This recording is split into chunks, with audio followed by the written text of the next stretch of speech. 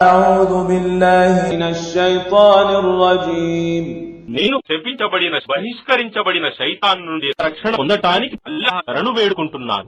أولم يروا إلى الطير فوقهم صافات ويقبضن ما يمسكهن إلا الرحمن إنه بكل شيء بصير. ఏమి వారు తమ మీద ఎగిరే పక్షులు రెక్కలను ఎలా చాపుతూ ముడుచుకుంటూ ఎగురుతున్నాయో చూడటం లేదా?